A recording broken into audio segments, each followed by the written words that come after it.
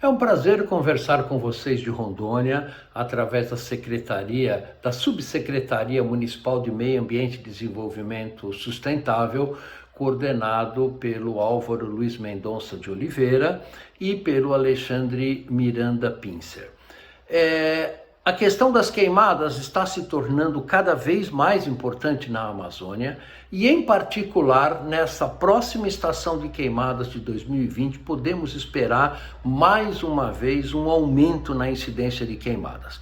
Isso tem efeitos enormes sobre a saúde da população e danos ao meio ambiente irreparáveis e, na maior parte dos casos, permanente. É importante salientar que as queimadas na Amazônia são todas provocadas pelo homem através do processo de desmatamento ou de manutenção de pastos. Não existem queimadas naturais na Amazônia pela alta taxa de precipitação, inclusive na estação seca.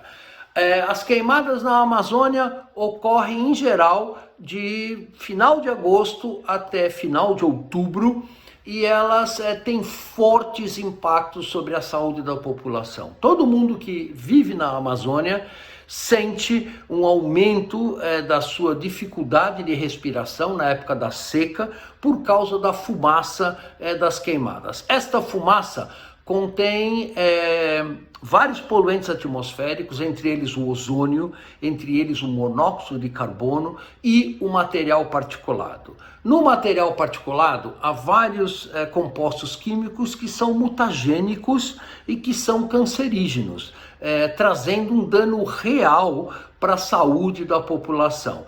Em geral, a população mais vulnerável, os mais jovens e os mais idosos, são os mais afetados pelas doenças respiratórias e cardiovasculares causadas pelas queimadas, por causa do seu sistema imunológico já comprometido.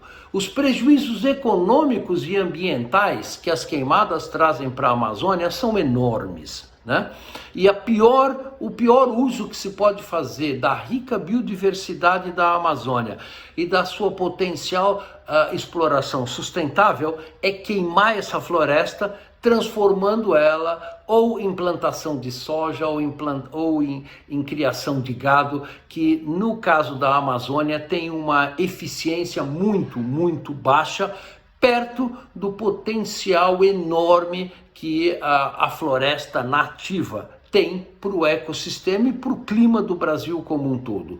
Muito da água que irriga as plantações do centro-oeste brasileiro, do Cerrado e do sul do Brasil, é processado pela Amazônia e, desmatando a Amazônia, nós influenciamos severamente o ciclo hidrológico da floresta e, com isso, prejudicamos a ocorrência de chuvas, vento abaixo da região amazônica, ou seja, estados de Mato Grosso, Tocantins, São Paulo, Minas Gerais, Paraná e assim por diante.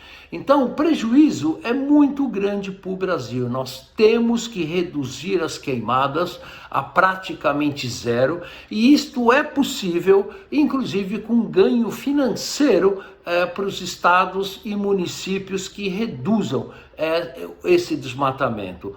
O Brasil é signatário do Acordo de Paris, onde ele se comprometeu como país a eliminar as queimadas na Amazônia até 2025. Quanto mais cedo fizermos isto, melhor. A maior parte das queimadas na Amazônia ocorrem através de atividades ilegais, ou seja, garimpos ilegais, ocupação de terras públicas, que é um bem da nação como um todo, por criminosos que invadem essas terras públicas e se apropriam ilegalmente dessas terras públicas, e também através da invasão de terras indígenas, né, que é um crime previsto na Constituição. Então nós temos que parar de realmente ver a Amazônia como uma região dominada por atividades criminosas, e temos que passar a ver a Amazônia com um potencial, mudando o seu rumo de desenvolvimento através da destruição. Nós temos que fazer a construção de um novo modelo econômico para a Amazônia, que tem que partir da própria população da região amazônica.